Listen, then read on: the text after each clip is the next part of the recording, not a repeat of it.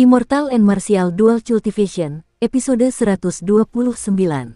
Untuk melihat video selengkapnya, sahabat bisa kunjungi playlist yang telah Sabta Novel sediakan. Yuk mari, kita berimajinasi bersama dan masuk ke alur ceritanya.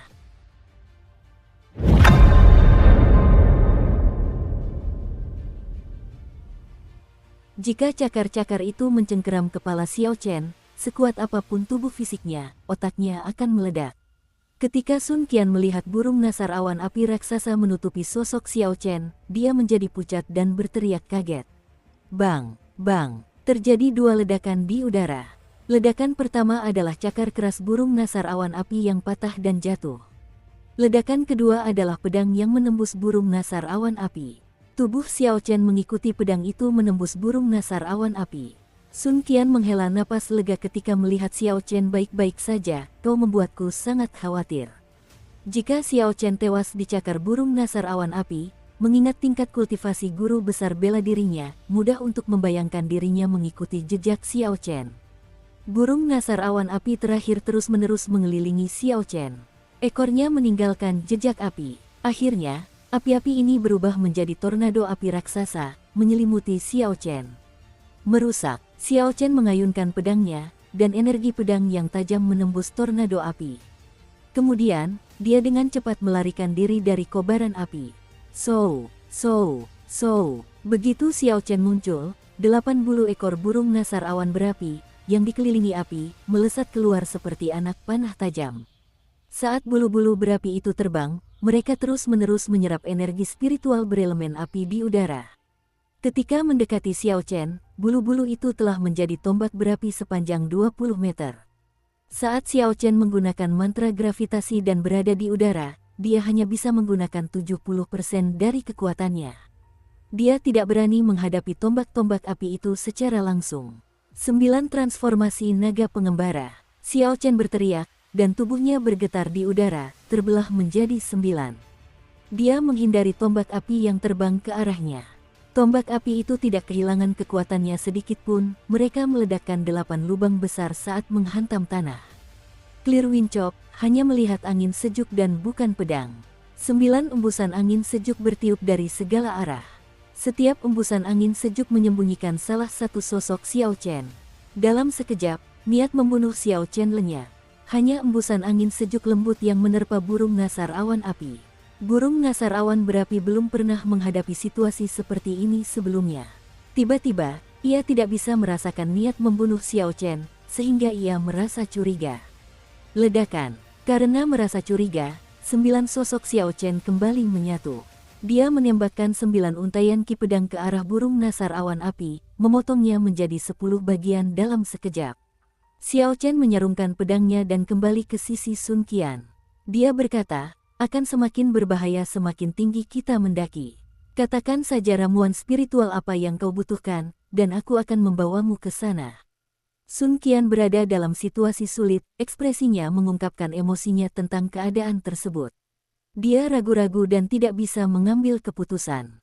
Namun, ketika dia melihat tatapan tegas Xiao Chen, dia menundukkan kepala dan berkata pelan, aku membutuhkan buah awan mengalir 9 warna berusia 500 tahun.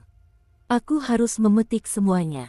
Buah awan mengalir 9 warna berusia 500 tahun ini sangat berharga. Jika dijual, buah ini bisa dengan mudah menghasilkan setidaknya 500 batu roh tingkat menengah. Sepertinya misi ini adalah misi di mana dia akan kehilangan lebih banyak daripada yang dia dapatkan. Xiao Chen menggelengkan kepalanya tanpa daya. Dia memperluas indera spiritualnya sejenak dan menemukan lokasi buah awan mengalir 9 warna. Memang, buah awan mengalir 9 warna ini tidak hanya berjarak 100 meter di atas tengah gunung. Jaraknya sebenarnya lebih dari 1000 meter. Tak heran jika wanita ini tidak mau membiarkannya terbang ke atas. Sun Qian khawatir bahwa setelah Xiao Chen mengetahui kebenarannya, dia akan segera meninggalkannya. Dia hanya bisa memaksakan diri dan mendaki, dia harus mencapai tempat di mana Xiao Chen tidak bisa begitu saja meninggalkannya. Xiao Chen menarik kembali kesadaran spiritualnya dan tertawa getir, tak berdaya. Dia menggendong Sun Qian, dengan kepala tertunduk di pinggangnya. Ketika Sun Qian mengeluarkan teriakan kaget, Xiao Chen mengeksekusi seni melayang naga biru dan mengaktifkan sepatu berjalan angin.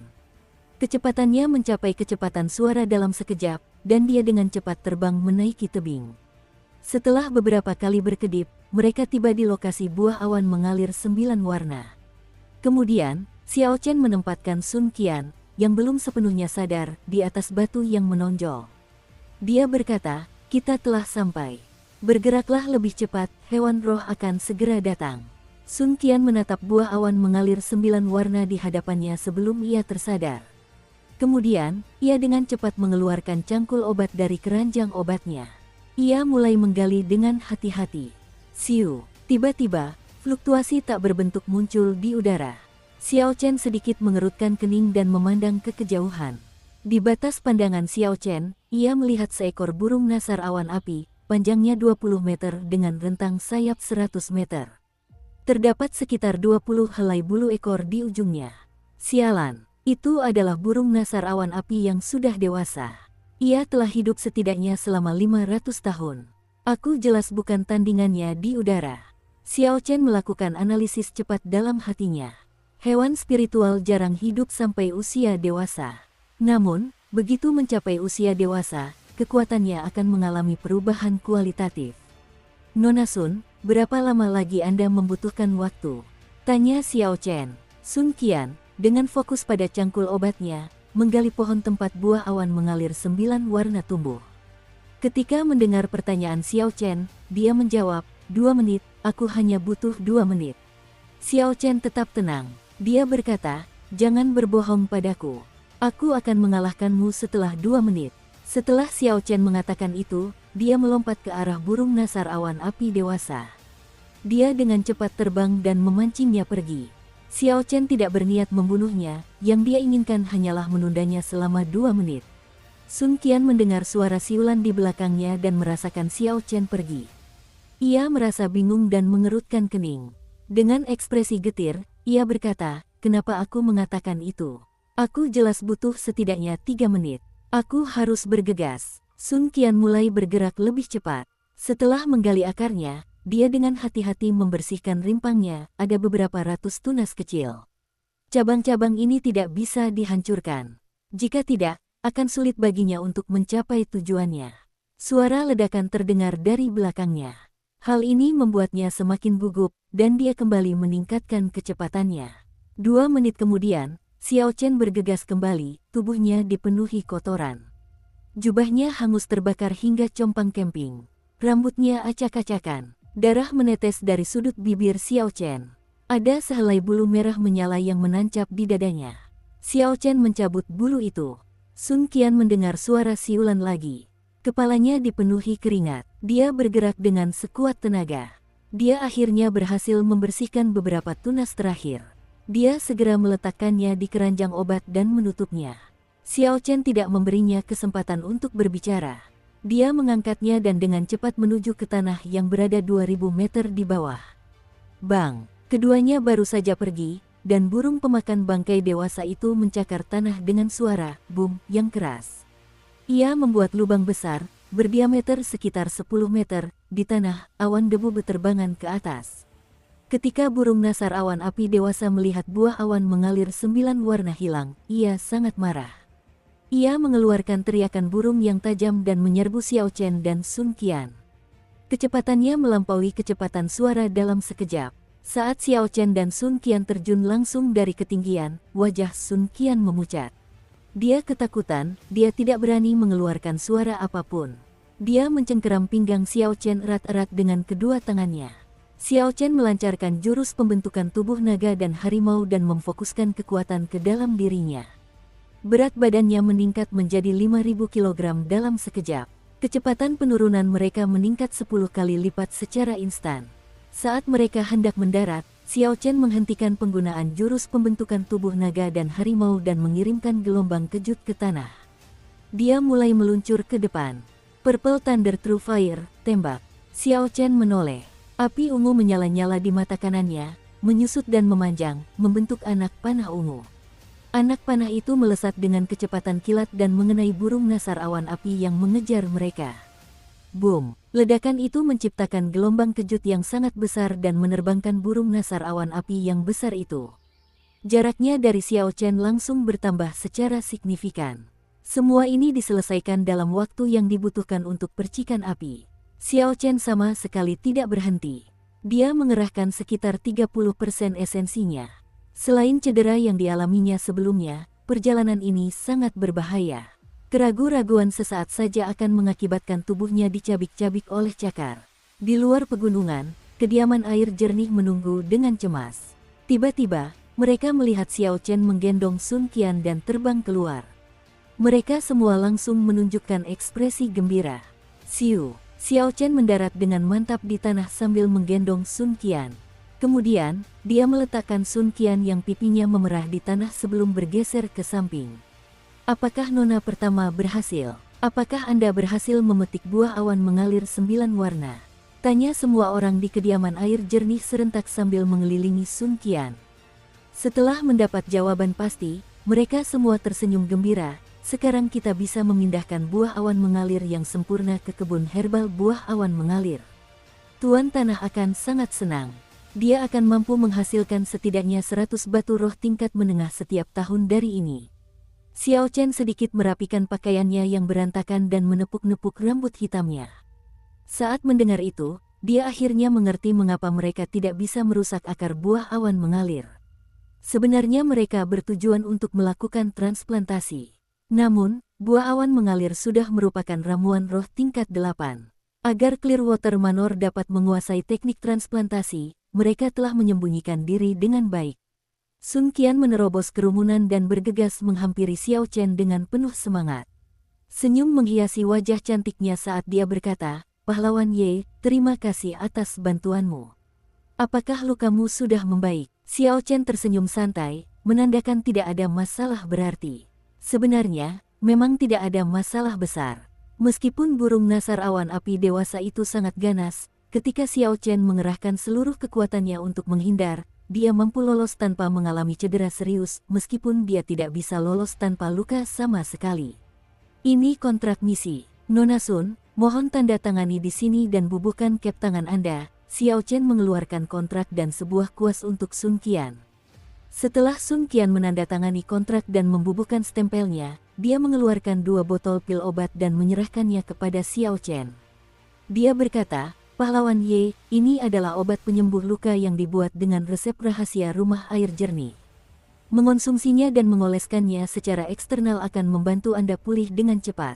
Xiao Chen menerima kontrak dan pil obat. Dia menangkupkan tangannya dan berkata, "Terima kasih banyak kepada Nona Sun. Saya permisi dulu." Setelah Xiao Chen berbicara, dia tidak berlama-lama dan segera pergi. Sun Qian memperhatikan kepergiannya, dia tidak mengalihkan pandangannya. Rasanya seperti ada sesuatu yang tercabut dari hatinya. "Nona, berhentilah menatap. Orang seperti ini ditakdirkan berada di level yang berbeda dari kita," kata pengurus rumah tangga tua itu dengan nada panjang ketika melihat ekspresi Sun Qian. Sun Qian tersenyum getir, tatapan kecewa terpancar di matanya. Dia berkata, "Aku tahu. Itulah mengapa aku tidak mendesaknya untuk tinggal. Ayo pergi." Setelah Xiao Chen meninggalkan Clearwater Manor, dia pergi ke kota terdekat. Kemudian, dia menginap di penginapan terdekat dan mandi dengan nyaman, serta berganti pakaian. Setelah itu, dia mengeluarkan semua kontrak misi dan menghitungnya dengan cermat. Setelah Xiao Chen menghitung semuanya, dia berkata, "Dalam 2 bulan, saya telah menyelesaikan 15 misi di Provinsi Xie. 5 misi yang tersisa berada di provinsi lain. Saya harus mulai dari Provinsi Dongming terlebih dahulu." Tiba-tiba, tatapan Xiao Chen terfokus pada sebuah kontrak tertentu. Kontrak tingkat hitam ini jelas berbeda dari yang lainnya. Di balik judul berwarna hitam, terdapat 5 bintang hitam tambahan. 5 bintang tersebut menunjukkan tingkat kesulitan misi. Dalam misi peringkat hitam, ini adalah yang tertinggi. Misi dengan tingkat kesulitan tersulit yang pernah dilakukan Xiao Chen dalam 2 bulan terakhir hanya bintang 3. Misi-misi ini mengharuskan Xiao Chen menggunakan 70% kekuatannya sebelum menyelesaikannya dengan susah payah. Namun, hadiah untuk misi bintang 5 sangat besar, yaitu 3.000 poin kontribusi. Yang menarik perhatian Xiao Chen adalah nama pemohon di kontrak itu. Itu adalah Duanmu King dari klan Duanmu di Provinsi Dongming. Isi misi tersebut tidak dijelaskan secara jelas. Hanya disebutkan bahwa itu adalah misi pengawalan dan membutuhkan seorang kultivator di bawah level Raja Bela Diri. Saat Xiao Chen pertama kali melihat misi ini, dia tidak ragu-ragu dan langsung menerimanya. Baik itu imbalannya maupun pihak yang meminta misi, Xiao Chen sangat tertarik pada keduanya. Dengan kekuatan klan Duanmu, mereka sebenarnya perlu mengajukan permintaan kepada Paviliun Pedang Surgawi. Misi pengawalan ini jelas tidak mudah. Selain itu, syarat dari permintaan ini cukup menarik. Orang yang menerima misi ini tidak boleh seorang Raja Bela Diri atau lebih tinggi darinya. Xiao Chen dengan cepat memahami implikasinya. Tujuan pengawalan pasti memiliki penghalang yang mencegah Raja Bela Diri dan yang lebih tinggi untuk masuk. Ini menarik. Misi ini mungkin menyimpan kejutan yang tak terduga. Xiao Chen dengan sopan menyingkirkan kontrak itu dan tersenyum tipis. Dia berkata, aku harus beristirahat semalaman dan melanjutkan perjalananku besok. Provinsi Dongming, ibu kota prefektur Sishui, klan Duanmu, halaman resmi utama. Sebagai salah satu dari dua klan bangsawan besar di Provinsi Dongming, kediaman klan Duanmu meliputi beberapa ratus hektar lahan, yang diantaranya terdapat banyak paviliun dan halaman. Saat ini, seorang gadis berwajah dingin duduk di kursi kayu di aula utama. Tatapannya sangat dingin, hanya dengan satu tatapan saja sudah cukup membuat seseorang merasa kedinginan sampai ke tulang. Dia adalah Ratu Klan Duanmu, Duanmu King. Sesekali, seorang pelayan akan bergegas masuk. Orang-orang ini sama sekali tidak berani menghina Duanmu King. Begitu mereka tiba, mereka langsung berlutut di tanah. Laporkan kepada Nona, Ji Changkong dari klan Ji Provinsi Nanling telah tiba. Dia sedang menunggu di halaman depan. Hua Yunfei dari klan Hua di Provinsi Dongming telah tiba. Dia sedang menunggu di halaman depan. Chu Chaoyun, murid pertama Sekte Pedang Berkabut telah tiba. Dia juga menunggu di halaman depan. Mu Yansui, murid kedua Istana Roh Malam telah tiba. Dia sedang menunggu di halaman depan. Dukung terus channel YouTube Sabta Novel. Ying Xiao, Markis Gui dari klan kerajaan telah tiba. Dia juga sedang menunggu di halaman depan. Ada total 10 orang yang melapor sebelum mereka berhenti. Setiap nama yang dilaporkan adalah nama-nama yang memiliki pengaruh besar di negara Qin Raya. Mereka adalah orang-orang dengan bakat luar biasa di antara generasi muda. Hari ini, mereka semua berkumpul di klan bangsawan Duanmu. Jika orang luar mengetahui situasi seperti itu, dia pasti akan sangat terkejut. Dia akan bertanya-tanya apa yang sedang terjadi. Klan Duanmu ternyata mengumpulkan semua jenius muda di seluruh negara Qin Raya. Duanmu King perlahan berdiri dan bertanya, selain Mu Chengsui, yang sedang menjalani pelatihan tertutup, apakah ada orang lain yang belum tiba? Seorang wanita paruh baya di sisi aula berkata, selain dia, hanya Murong Chong dari Paviliun Pedang Surgawi yang tersisa.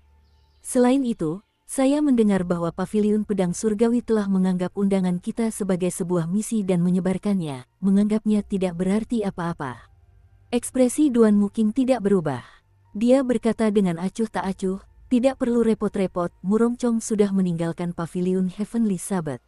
Mereka mungkin tidak bisa mengirim orang yang pantas. Mereka mungkin bermaksud mengirim seseorang secara sembarangan. Setelah Duanmu King berbicara, dia membawa beberapa wanita dengan tingkat kultivasi tinggi dan menuju ke halaman depan. Sebelum Duanmu King mencapai halaman depan, dia merasakan beberapa aura kuat melesat ke langit, tak memberi jalan satu sama lain. Mereka terlibat dalam pertempuran tak terlihat di langit, langit bahkan berubah warna. Orang-orang yang datang semuanya memiliki bakat luar biasa. Tentu saja, mereka tidak akan membiarkan orang lain menekan mereka. Mereka melepaskan aura-aura ini dengan sengaja. 100 orang duduk di halaman depan, terbagi di beberapa sudut. Orang-orang dari Provinsi Dongming duduk di satu sudut, orang-orang dari Provinsi Nanling menempati sudut yang berbeda, begitu pula orang-orang dari Provinsi Xie. Terakhir, orang-orang dari Istana Kerajaan menempati sudut yang lain. Dari 100 orang itu, yang terlemah adalah seorang Saint bela diri tingkat unggul. Di antara mereka, banyak yang telah memahami berbagai kondisi. Mereka dapat dengan mudah membunuh seorang raja bela diri biasa. Suasana di halaman depan sangat sunyi. Namun, di balik kesunyian ini, terdapat banyak konflik tersembunyi. Semua pewaris klan bangsawan mengukur kekuatan lawan mereka. Dong, dong, dong. Suara langkah kaki bergema, itu adalah Duan Muking yang masuk. Wanita di sampingnya tersenyum dan berkata dengan suara lembut, "Terima kasih semuanya, karena telah menghormati klan Duanmu dan datang sesuai kesepakatan." Seorang pemuda berjubah ungu, duduk di ujung selatan halaman depan, tertawa aneh 2 kali. Ia berkata, "Agak tidak sopan, haha, aku tidak menunjukkan wajah klan Duanmu, aku hanya di sini untuk pertemuan kebetulanku sendiri." "Hentikan omong kosong ini, Duan Muking, ceritakan pada kami apa sebenarnya yang terjadi dengan sisa aula cabang Sekte Li Api. Jelaskan semuanya dengan jelas, saya yakin semua orang yang hadir di sini hari ini berada di sini untuk pertemuan yang kebetulan." Catatan, Sekte Api Li di sini merujuk pada arah tertentu dari 8 trigram. Atribut Li adalah api. Orang yang berbicara adalah Sun Wei. Dia adalah pewaris klan Matahari, salah satu dari 2 klan bangsawan di Provinsi Nanling. Dia cukup kuat, tetapi ketenaran Mu Cheng Sui dan Ji Changkong menutupi ketenarannya sendiri. Karena itu, hanya sedikit yang mengenalnya. Berdasarkan apa yang dikatakan Sun Wei, tidaklah aneh jika Duan Muking mampu mengumpulkan semua tokoh terkemuka dari negara Qin Raya ini. Jadi, itu adalah godaan dari sebuah pertemuan yang kebetulan. Dalam situasi di mana semua jenius ini memiliki garis start yang sama, jumlah pertemuan kebetulan yang mereka alami akan memengaruhi seberapa jauh mereka bisa melangkah, apakah mereka bisa menonjol dari yang lain. Ada banyak orang di sini yang telah mengalami pertemuan yang menguntungkan. Manfaat yang mereka terima tak terlupakan. Mustahil bagi mereka untuk tidak datang, bahkan jika mereka tidak menginginkannya. Menurut cerita, Sekte Api Li adalah sekte terakhir yang mengetahui cara membuat harta karun rahasia yang lengkap setelah dinasti Tianwu runtuh. Kemudian, sekte itu secara misterius menghilang dari aliran waktu. Belum lagi menemukan metode untuk menempa harta karun rahasia, hanya dengan menemukan beberapa harta karun rahasia kelas tinggi saja sudah dapat meningkatkan kekuatan mereka secara signifikan. Selain itu, mereka bahkan mungkin menemukan teknik bela diri unik dari Sekte Li Api. Ini akan sangat meningkatkan kekuatan mereka. 10.000 tahun yang lalu, keberadaan Sekte Li Api lebih besar daripada Tanah Suci. Teknik bela diri sekte itu pasti tidak sederhana. Duan Muking menatap Sun Wei dengan dingin, seketika membuatnya merinding. Kemudian, dia berkata dengan acuh tak acuh, "Karena semua orang sudah berkumpul, tentu saja, aku akan membicarakannya." Tatapan itu membuat Sun Wei gugup. Dia dengan cepat mengalirkan esensinya dan mengusir rasa dingin dari hatinya. Ji Changkong, yang tidak jauh dari situ, berkata, "Siapa lagi yang belum tiba?" Murong Chong dari Paviliun Pedang Surgawi. Seorang pelayan berlari masuk dengan cepat dan berkata, "Melapor kepada Nona pertama, perwakilan Paviliun Pedang Surgawi telah tiba." Duan Muking berkata pelan, "Persilakan dia masuk." Setelah tiba di kediaman klan bangsawan Duanmu, Xiao Chen menyerahkan kontrak misinya. Tak lama kemudian, ia dibawa masuk ke dalam kediaman. Dari kejauhan, Xiao Chen dapat merasakan berbagai macam aura bertabrakan di halaman depan. Sembari menunggu, Xiao Chen mengirimkan indera spiritualnya seperti gelombang. Semua orang di halaman depan langsung muncul dalam pikirannya. Xiao Chen menarik indera spiritualnya dan tersenyum. Gui Markis, Ji Changkong, Hua Yunfei, Duan Muking, Chu Chaoyun, Mu Yansui, ada begitu banyak orang yang dikenal di sini. Selain orang-orang ini, Xiao Chen juga terkejut melihat Yun Kexin di sini. Selain mereka, dia tidak mengenali yang lain. Namun, berdasarkan seragam mereka, dia bisa menebak siapa mereka. Jika mereka bukan dari 3 sekte besar, mereka berasal dari klan bangsawan. Semua orang di sini, setidaknya, adalah Sein bela diri tingkat unggul. Setiap murid dari klan bangsawan membawa 2 atau 3 bawahan. Misi ini mungkin berbeda dari yang kubayangkan. Ini jelas bukan misi pengawalan sederhana. Xiao Chen mengumpulkan pikirannya dan tersenyum. "Mari kita lakukan langkah demi langkah. Aku akan beradaptasi seiring perubahan situasi. Aku bisa menggunakan kesempatan ini untuk lebih memahami kekuatan mereka." Tanpa menunggu terlalu lama, orang yang mengantar Xiao Chen masuk menyampaikan kata-kata Duan Muking, "Tuan Muda Ye, Nona pertama mengundang Anda masuk." Xiao Chen mengangguk dan menenangkan emosinya. Kemudian dia perlahan berjalan masuk. Siu. Saat Xiao Chen melangkah masuk, dia merasakan tatapan tak terhitung jumlahnya tertuju padanya. Beberapa tatapan menunjukkan rasa jijik, beberapa menunjukkan keraguan, dan beberapa lagi menunjukkan ejekan yang terang-terangan. Xiao Chen mempertahankan ekspresi tenang dan memperhatikan wajah semua orang. Dia tidak menemukan ekspresi aneh pada Ji Changkong dan yang lainnya, jadi dia merasa tenang. Namun, reaksi Chu Chaoyun agak mengejutkannya. Dia meliriknya sekilas lalu mengabaikannya. Kemudian, dia memejamkan mata dan beristirahat. Ketika Xiao Chen merasakan tatapan Yun Kexin, dia mengangguk sedikit padanya. Dia menyadari bahwa kultivasi Yun Kexin telah menembus ke tingkat Sein bela diri unggul dalam waktu singkat. Sepertinya Yun Kexin telah sepenuhnya memahami mantra naga pengembara. Tiba-tiba, dari tengah kerumunan, Sun Wei tertawa terbahak-bahak. Dia menunjuk ke arah Xiao Chen dan berkata, "Sungguh lelucon. Duan Muking, kau membuat kami menunggu begitu lama untuk sampah ini. Dia hanyalah seorang Sein bela diri tingkat menengah. Bagaimana mungkin dia pantas bertarung hanya untuk pertemuan kebetulan dengan kita?" Duan Muking juga sedikit terkejut. Dia tidak menyangka paviliun pedang surgawi begitu setengah hati. Bahkan jika Murong Chong tidak datang, seharusnya tidak sulit bagi mereka untuk mengirimkan seorang Sein bela diri tingkat unggulan. Di paviliun pedang surgawi, selain Murong Chong, di mana lagi kau bisa menemukan lawan yang sepadan? Kembali saja ke tempat asalmu, Ejek Only, salah satu murid klan kerajaan dari istana kerajaan. Hua Yunfei dari provinsi Dongming juga tertawa dingin, hanya seorang Sein bela diri tingkat menengah. Sekalipun dia pergi, dia hanya akan pergi untuk mati. Duan Muking, kau tidak mungkin mengundang orang seperti itu, kan? Kabar tentang Xiao Chen mengalahkan Murong Chong hanya diketahui oleh sebagian orang di provinsi Xie. Berita itu belum menyebar secara luas. Dari mereka yang hadir, selain Si Feng dari klan Si, Mu Yansui, Yun Kexin, dan beberapa lainnya, tidak ada yang mengetahui kekuatan sebenarnya Xiao Chen. Namun, ketika mereka melihat orang-orang itu mengejek Xiao Chen, mereka tidak mengatakan apapun. Mereka hanya tetap diam dan menyaksikan situasi itu terjadi. Sun Wei memasang ekspresi muram dan berkata dengan suara rendah, "Kau masih belum pergi. Kalau begitu, jangan salahkan aku jika aku bertindak."